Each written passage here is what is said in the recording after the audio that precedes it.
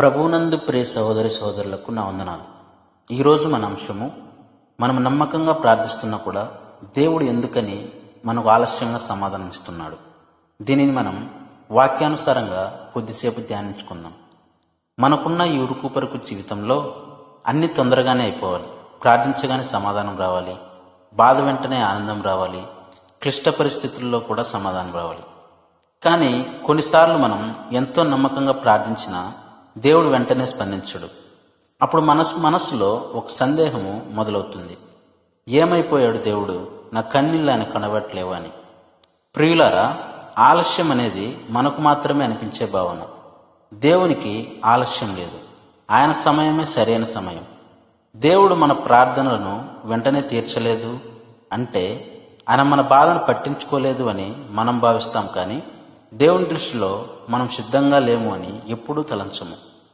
అబ్రహాము దేవుడు కుమారుడిని వాగ్దానం ఇచ్చినప్పుడు అతని వయస్సు 75 సంవత్సరాలు. ఇస్సాకు పుట్టినప్పటికీ 100 సంవత్సరాలు, 25 సంవత్సరాలు వేచి ఉండాల్సి వచ్చింది. అయితే దేవుడు మోసగాడు అనుకోవాలా? కాదు. ఆలస్యం ఉన్నా కూడా ఆయన మాట తప్పలేదు.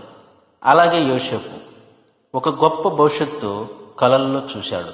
కానీ వాస్తవంలో అతను బందీ, దాసుడు, ఖైదీ. 13 ఏళ్ల పాటు దేవుడు నిశ్శబ్దంగా ఉన్నాడు. కానీ దేవుడు తన సమయం వచ్చినప్పుడు యోసేపును ఐగుప్తు దేశ ప్రధానిగా నిలబెట్టాడు. అలాగే లాజరును గురించి ఆలోచిస్తే యేసు 4 రోజులు ఆలస్యం చేశాడు. అందరూ అనుకున్నారు, ప్రభు ఇప్పుడు రావడం వల్ల లాభమేమి, ముందే వచ్చి ఉంటే లాజరు బ్రతికేవాడు కదా అని. కానీ ఆలస్యం ఒక అద్భుతానికి వేదిక అయింది. యేసు లాజరును పునరుత్థానుడిగా చేశారు.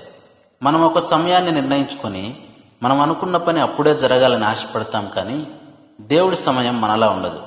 ఆయన దృష్టిలో ఆలస్యం అంటే తిరస్కారం కాదు, అది సిద్ధపాటుకు సూచన.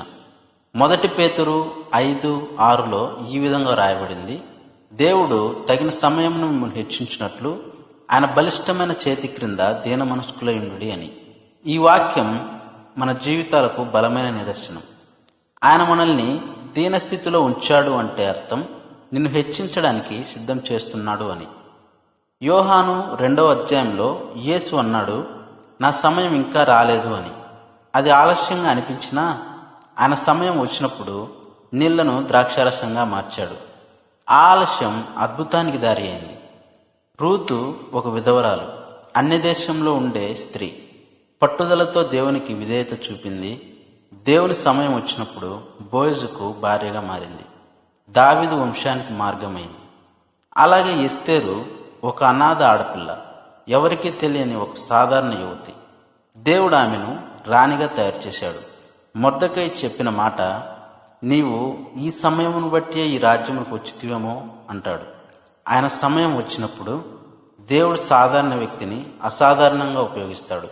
కాబట్టి ప్రియులారా, దేవుడు ఆలస్యంగా స్పందించినట్లు అనిపించినా కూడా ఎప్పుడూ మనల్ని తిరస్కరించలేదు. నీ జీవితంలో కూడా ఆలస్యంగా అనిపిస్తున్నది ఏమైనా ఉన్నదా? నీ చదువు విషయంలో, నీ ఉద్యోగం విషయంలో, నీ అనారోగ్యం విషయంలో, నీ వివాహ విషయంలో, నీ సంతానం విషయంలో ఆలస్యం అనిపించడం సహజం. కానీ అనుమానం వద్దు.